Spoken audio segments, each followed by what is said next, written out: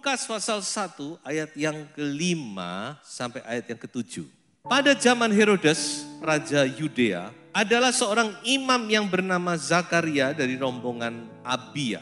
Istrinya juga berasal dari keturunan Harun, namanya Elisabet. Keduanya adalah benar di hadapan Allah dan hidup menurut segala perintah dan ketetapan Tuhan dengan tidak bercacat. Ini luar biasa ini. Ini benar-benar orang saleh, suami istri orang saleh. Tapi perhatikan ayat yang ke-7. Tetapi mereka tidak mempunyai anak sebab Elisabet mandul dan keduanya telah lanjut umurnya. Jadi saudara-saudara, kita di sini ditunjukkan ya, doa yang belum dijawab itu belum tentu karena salah dosa. Ya, seringkali kita hubungkan, aduh doaku kok tidak dijawab, aku keliru apa ya sama Tuhan. Saudara jangan selalu berpikir demikian. Saya sudah tunjukkan bahwa melalui ayat ini, Zakaria dan Elisabet, Alkitab mengakui bahwa orang yang benar, orang yang tidak bercacat di hadapan Tuhan. Luar biasa ini. Tapi mereka sudah berdoa sejak dari muda, mereka berdoa bahkan sampai tua. Saya tidak tahu apakah masih berdoa atau tidak, saudara. Kemungkinan sudah tidak berdoa kayaknya ya. Lain dengan Abraham. Abraham memang dia butuh orang yang bisa melanjutkan. Tapi Zakaria, Elisabet mungkin sudah menyerah. Kita melayani Tuhan. Sudah dikasih anak, oke kasih anak, tidak apa-apa gitu ya kira-kira ya. Tapi coba kita lihat ayat yang ke-13 saja. Tetapi malaikat itu berkata kepadanya, jangan takut hai Zakaria, sebab doamu telah dikabulkan. Haleluya. Dan Elisabet istrimu akan melahirkan seorang anak laki-laki bagimu dan haruslah engkau menamai dia Yohanes. Jadi saudara-saudara, satu saat Zakaria sedang bertugas. Ini rupanya imam yang cukup tinggi pangkatnya karena dia bisa masuk ke ruang kudus. Dia masuk ke ruang kudus, kemudian dia membakar dupa, membakar kemenyan. Tiba-tiba malaikat muncul. Dan malaikat berkata kepadanya, aku diutus oleh Tuhan untuk memberitahu kepadamu bahwa doamu sudah dikabulkan. Dan Zakaria kalau sudah baca berikutnya, dia sempat tidak percaya. Sampai dia dibisukan oleh Tuhan. Karena kamu nggak percaya, kamu akan tidak bisa berkata-kata sampai apa yang aku katakan nyata nanti. Saudara-saudaraku yang dikasihi Tuhan, Tuhan itu mendengar doa kita. Amin. Tuhan itu mendengar seruanmu. Kadang-kadang kita berpikir, kok Tuhan mana jawabannya? Aku sudah berdoa sekian lama. Saya mau katakan lewat cerita ini bahwa Tuhan adalah Tuhan yang mendengar dan akan mengabulkan doa saudara. Doamu sudah dikabulkan Zakaria. Sebab itu saya katakan tadi alasan yang utama yaitu karena doa kita ini tidak sia-sia. Doa itu bukan asal ngomong, asal minta. Untuk ngelegokno hati pokoknya doa. Tidak. Kita berdoa kepada Allah yang hidup dan berkuasa. Allah yang bertahta di tempat yang maha tinggi. Tapi dia juga Allah yang mendengar doa orang-orang yang hina dikatakan. Makanya saudara, ayo bangkitkan kembali doa itu. Jangan kita putus asa. Satu cerita lagi. Coba kita sekarang beralih kepada Kisah Rasul pasal 10. Ini lebih unik lagi. Ayat 1 sampai ayat yang keempat. Di Kaisaria ada seorang yang bernama Cornelius. Seorang perwira pasukan yang disebut pasukan Italia. Jadi ini orang Italia, bukan orang Yahudi. Pasukan Roma dia, perwira. Ia saleh, ia serta seisi rumahnya takut akan Allah. Dan ia memberi banyak sedekah kepada umat Yahudi dan senantiasa berdoa kepada Allah. Dalam suatu penglihatan kira-kira jam 3 petang, jelas tampak kepadanya seorang malaikat Allah masuk ke rumahnya dan berkata kepadanya, Cornelius. Ia menatap malaikat itu dan dengan takut ia berkata, ada apa Tuhan? Jawab malaikat itu, semua doamu dan sedekahmu telah naik ke hadirat Allah dan Allah mengingat engkau. Mengapa saya katakan ini unik? Karena Cornelius itu belum kenal Yesus. Kalau sudah baca, baru waktu setelah itu Tuhan memanggil Petrus datang ke rumahnya, baru Petrus memperkenalkan tentang Yesus. Jadi Cornelius ini berdoa nggak tahu pakai cara apa, tapi kemungkinan besar pakai cara Yahudi, kemungkinannya. Dia cuma punya konsep adanya Allah yang maha kuasa. Dan dia berdoa. Dan dikatakan dia juga saleh, takut akan Allah.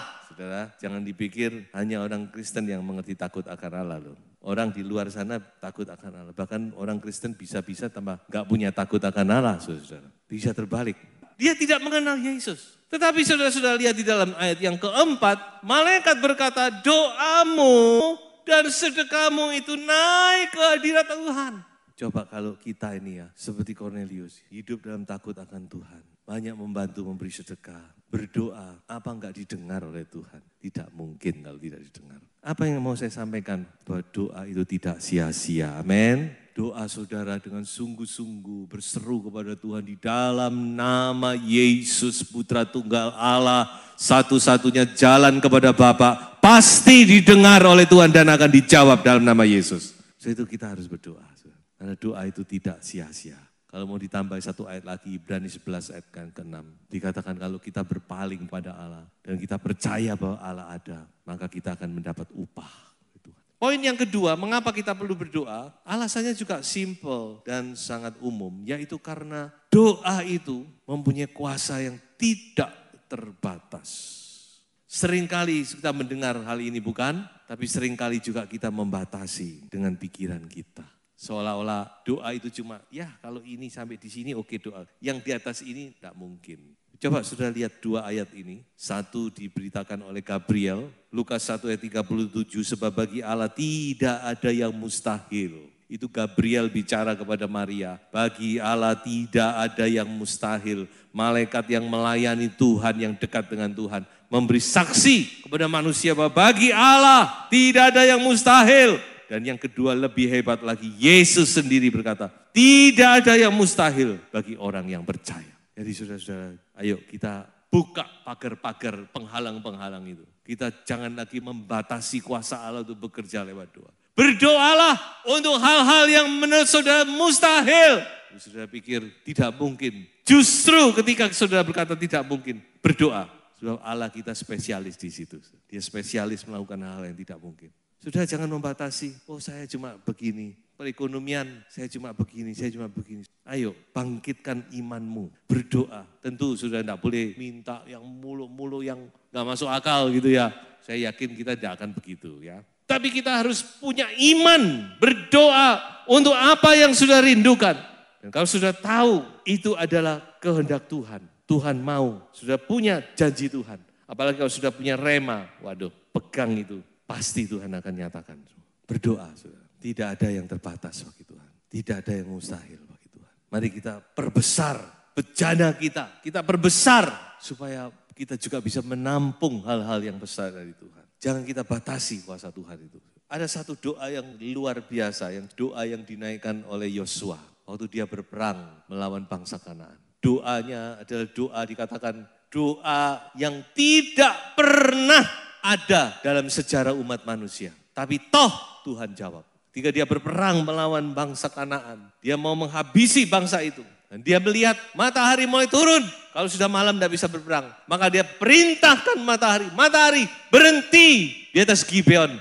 Bulan berhenti di atas Ayalon. Dan dikatakan berhenti. Saudara-saudara. Saya lupa kapan, sekian lama yang lalu saya pernah membaca sebuah artikel. Ketika para ahli itu menghitung ulang tentang bumi, mereka mendapati bahwa ada satu waktu di mana waktu itu seolah-olah tidak bergerak, kurang lebih 1 hari penuh. Dan saya percaya itulah yang dikatakan oleh Alkitab. Mari saya bacakan ya. Yosua pasal 10 ayat yang ke-12 mulai. Lalu Yosua berbicara kepada Tuhan. Pada hari Tuhan menyerahkan orang Amori itu kepada Israel. Ia berkata di hadapan orang Israel, matahari berhentilah di atas Gibeon dan engkau bulan di atas lembah Ayalon. Maka berhentilah matahari dan bulan pun tidak bergerak sampai bangsa itu membalaskan dendamnya kepada musuhnya. Bukankah hal itu telah tertulis dalam kitab orang jujur? Matahari tidak bergerak di tengah langit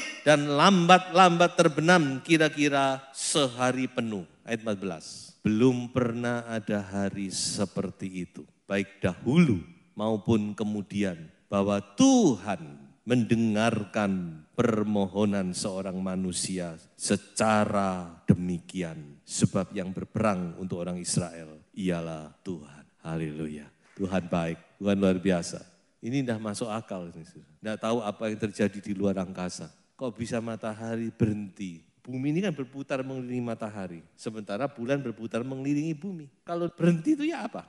Tapi firman Tuhan jelas mengatakan, matahari tidak bergerak kurang lebih 1 hari. Bayangkan saudara, ada enggak permohonan kayak gini? Ini permohonan yang gak masuk akal. Tapi toh Tuhan dengar. Haleluya saudara-saudara. Kalau kita berani memohon, Tuhan juga berani menjawab.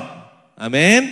Kenapa kita tidak terima jawaban? Karena kita tidak berani minta. Kalau kita berani minta, Tuhan juga berani menjawab. Pokok asa benar ya, bukan untuk diri kita toh, untuk gagah-gagah, untuk kesombongan. Tapi benar-benar untuk nama Tuhan, untuk umat Tuhan, untuk pekerjaan Tuhan. Tidak ada yang mustahil, saudara. Doa itu tidak terbatas kuasanya. Dan poin yang terakhir, mengapa kita perlu berdoa? Karena ada iblis. Mengapa kita harus berdoa? Karena kita punya musuh. Dan Tuhan juga mengajar demikian bukan dalam doa Bapa kami. Janganlah membawa kami ke dalam pencobaan, tetapi lepaskanlah kami daripada yang jahat. But deliver us from the evil one. Daripada si jahat. Mengapa kita harus berdoa? Karena kita punya musuh. Dan musuh ini tujuannya cuma satu, yaitu menghancurkan kita. Membinasakan kita. Merusak tatanan yang sudah enak. Apakah itu tatanan rumah tangga, apakah itu tatanan gereja. Musuh ini pokoknya saudara-saudara tujuannya cuma satu. Menghancurkan, menghancurkan, dan menghancurkan. Membunuh, membinasakan. Tidak ada niat baiknya sama sekali. Kalau bisa hancur, lebur, itu paling yang dia ingini. Makanya itu kita harus berdoa. Doa itu adalah peperangan rohani. Coba kita baca ini, Efesus pasal 6 ayat yang ke-12. Ayo, 2, 3. Karena perjuangan kita bukanlah melawan darah dan daging, tetapi melawan pemerintah-pemerintah, melawan penguasa-penguasa, melawan penghulu-penghulu dunia yang gelap ini, melawan roh-roh jahat di udara. Doa itu peperangan. Makanya kadang-kadang kita merasa kayak berat ya, berdoa itu kayak berat. Sudah teruslah berdoa. Itu sebabnya ada keuntungan kalau orang percaya itu berdoa bersama. Kalau berdoa sendiri memang kadang-kadang berat. Tapi berdoa bersama itu lebih kuat. Karena ya namanya orang perang sendirian sama perang sama-sama itu kan lain. Jadi doa itu kita berperang melawan roh-roh jahat di udara. Makanya kita harus berdoa. Ada satu cerita di alam roh yang dialami oleh Daniel. Coba kita lihat Daniel pasal 10 ayat 1 dan 2 dulu. Nanti kita loncat ayat 11. Pada tahun ketiga pemerintahan Kores, raja orang Persia, suatu firman dinyatakan kepada Daniel yang diberi nama Beltsasar. Firman itu benar dan mengenai kesusahan yang besar. Maka dicamkan nyala firman itu dan diperhatikan nyala penglihatan itu. Pada waktu itu aku, Daniel, berkabung 3 minggu penuh.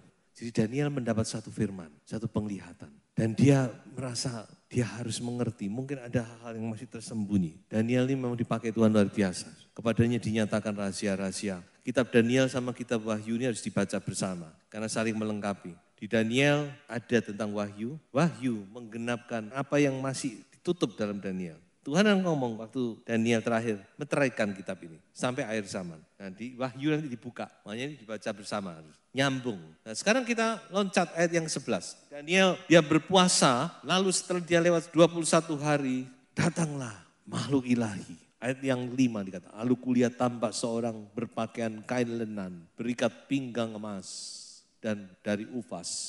Tubuhnya seperti permata Tarsis. Wajahnya seperti cahaya kilat, matanya seperti sulu dan seterusnya ya. Kemudian ayat yang 11 coba kita. Katanya kepadaku, Daniel, engkau orang yang dikasihi, camkanlah firman yang kukatakan kepadamu. Dan berdirilah pada kakimu, sebab sekarang aku diutus kepadamu. Ketika hal itu dikatakannya kepadaku, berdirilah aku dengan gemetar. Lalu katanya kepadaku, janganlah takut Daniel, sebab telah didengarkan perkataanmu sejak hari pertama engkau berniat untuk mendapat pengertian dan untuk merendahkan dirimu di hadapan Allahmu dan aku datang oleh karena perkataanmu itu. Ayat 13, pemimpin kerajaan orang Persia berdiri 21 hari lamanya menentang aku.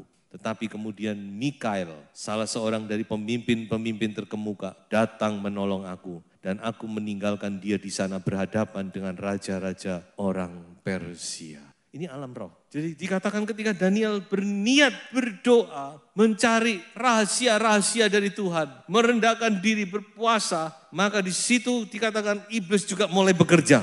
Makanya saudara-saudara, kita harus waspada. Ketika pekerjaan Tuhan sudah mulai maju, kita harus justru lebih banyak berdoa dan berjaga-jaga. Karena kita punya musuh, ada iblis. Ya, berusaha merusak segala sesuatu. Sehingga dihalangi. Sebenarnya Tuhan sudah mau menjawab.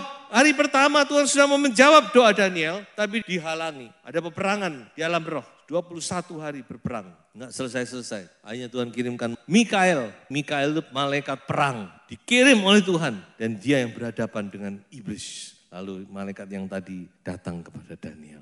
Coba saudara kita mau bayangkan. Kalau kita tidak berdoa. Seolah-olah kita ini seperti cuma diserang, gak ada perlawanan. Jadi orang yang tidak berdoa itu seperti dia tidak melawan, diserang oleh musuh, tidak bisa melawan, tidak ada perlawanan. Makanya ayo berdoa. Doa itu kebutuhan kita. Kita perlu memagari keluarga kita, rumah tangga kita dengan doa. Memagari istri, anak-anak kita dengan doa. Memagari cucu-cucu kita dengan doa. Berdoa, jangan santai-santai, jangan mengandalkan orang lain. Tidak berdoa atau nanti hamba-hamba Tuhan mendoakan saya. Tidak cukup. Kami pasti mendoakan sidang jemaat setiap hari kita doakan. Tapi kalau Anda sendiri tidak mau berdoa, bagaimana? Gak ada kerjasama. Ayo berdoa. Saudara bisa berdoa pagi hari berdoa terutama itu paling baik. Saudara mau berdoa tengah hari, doa malam, doa pribadi. Terserah saudara bagaimana mengatur waktu. Tapi saudara harus tahu bahwa ini penting, sangat penting. Krusial, kita harus berdoa, memagari segala sesuatu dengan doa. Daniel aja ditentang oleh iblis, tidak peduli iblis. Daniel ini pada orang yang dikasihi Tuhan, dipakai luar biasa, iblis tidak peduli. Apalagi kita saudara. Makanya ayo berdoalah, minta urapan dari Tuhan. Dan itu yang Tuhan mau. Makanya saya tutup dengan sebuah ayat yang simple, tapi itulah kehendak Tuhan. Yaitu dalam 1 Tesalonika 5 ayat 17 berkata, tetaplah berdoa. Tuhan Yesus memberkati. Haleluya.